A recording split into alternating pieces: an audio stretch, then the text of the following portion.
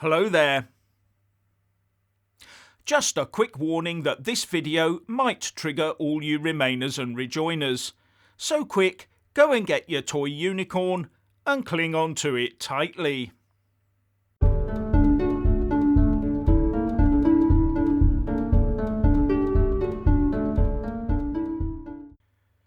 As per usual, please like, subscribe and comment below.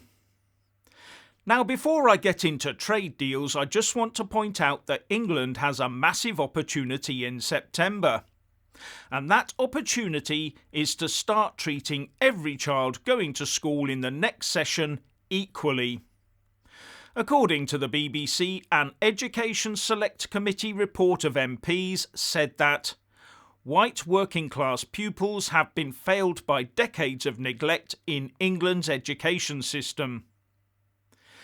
No child should be subjected to a hateful rhetoric that they are somehow filled with a mythical and undefined privilege and then be held back by the education system on that basis for the rest of their lives, so missing out on all those life opportunities.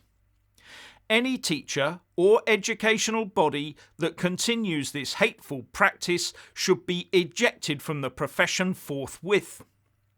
But wokist educationalists are already trying to deflect from this report. I say all young people must be treated equally, and that includes when they apply to university and for their first post-education job.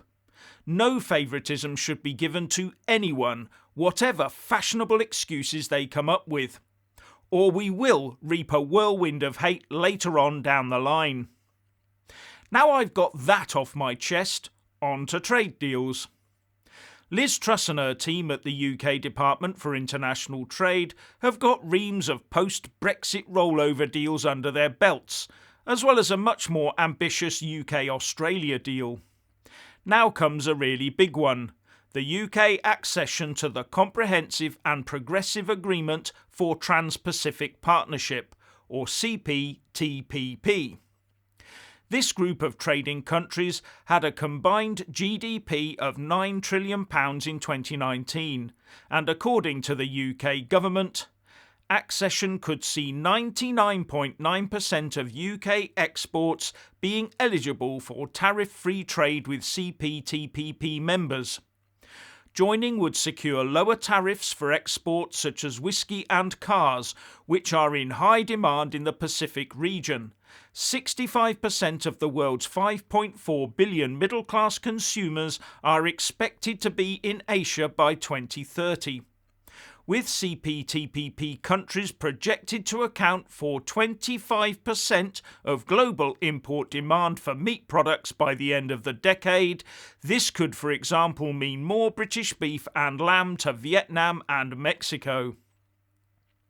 What's not to like? And with the word progressive in the name of the trading bloc, then one assumes the lefties and rejoiners will all be totally in support of it. After all, they just love all things labelled progressive, don't they? So on with our new progressive Brexit trade deals.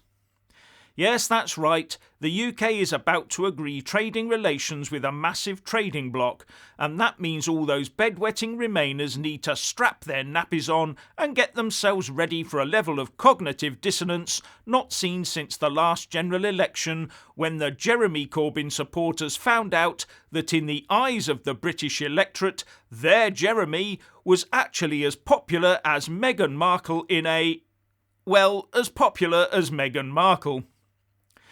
Now, in reality, any trade deal that is not a pure post-Brexit rollover deal is a massive nail in the coffin of the Rejoin the EU campaign, because those types of deal are bespoke and make it harder for the UK to be dragged back into the EU without unravelling them first.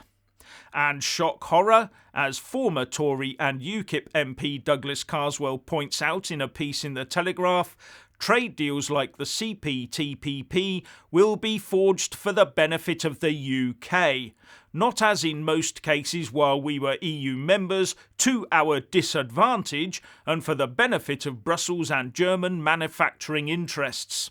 No, they'll be for our own benefit in future. Now, the UK already has bilateral trade deals with 7 of the 11 CPTPP countries, and those 11 are Australia, Brunei, Canada, Chile, Japan, Malaysia, Mexico, New Zealand, Peru, Singapore, and Vietnam. But the CPTPP goes a lot deeper than those deals we already have with 7 of those. And the UK government says, demand for imports from members is projected to rise by 2/3 by 2030 to just under $6 trillion. As the members become richer, that demand will have increasing focus on the high-value goods and services that the UK excels at producing. But just as importantly, of course, membership of the CPTPP does not entail the UK ceding its sovereignty or placing itself fully under the control of another political body and the jurisdiction of its tame courts. No, just a free trading arrangement between sovereign equals. No wonder the rejoiners are in a tizzy over this deal.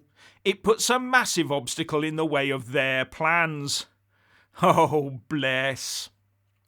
And there's another post-Brexit trade news story that might have passed you by.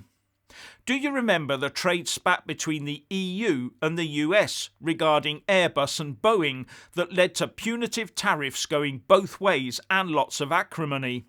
Something that has been bubbling away for 17 years and dragged us in with it. Well, after the UK unilaterally took the decision to suspend punitive tariffs against the US when we became an independent trading nation at the beginning of the year, the US got round the table and agreed to a 4-month two-way suspension. And at the end of last week, the UK Department for International Trade got those tariffs put aside for the next 5 years while talks to resolve issues are taking place.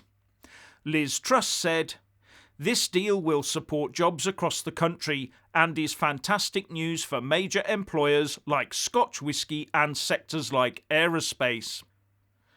And we could never have done this as a member of the European Union. But I don't remember this being trumpeted across the UK news by the likes of the BBC. Do you? Moving on. Now, after doing a piece on John Bercow yesterday, I hadn't bargained on doing a follow-up story quite as soon as today. But more has come out regarding his needy push to get himself into the House of Lords. And getting his backside onto the red benches appears to have become an obsession with the former Speaker of the House of Commons. Because it's now being reported by the Times that Bercow not only lobbied the then Labour Party leader Jeremy Corbyn for a peerage, he also wrote his own reference for his nomination. With the Times reporting, the former Speaker secretly met the then Labour leader's team in the week after the 2019 general election to discuss his nomination to the House of Lords after being snubbed by Downing Street. And it goes on to say that Bercow boasted about having 4 honorary degrees, having had 5 shadow ministerial roles, as well as having experience as a tennis coach. Wonder if he's going to be doffing caps and badgering the minor royals next, and maybe even Her Majesty. I wouldn't put it past him, would you? Now a nice little snippet of news. Remember when that massive financial concern, Goldman Sachs, said it would wind down its UK operations because of Brexit? Well, not anymore. Goldman Sachs, which Rolling Stone journalist Matt Taibbi once described as a great vampire squid wrapped around the face of humanity, relentlessly jamming its blood funnel into anything that smells like money, is now looking to enhance its UK operations, with The Telegraph reporting Goldman Sachs has unveiled plans to expand further in Britain years after it warned a difficult Brexit would negatively affect its investment in the UK. The Wall Street giant is now launching a UK transaction bank, which provides companies with day-to-day treasury operations such as payment processing and payroll, a year after it set up the division in the US.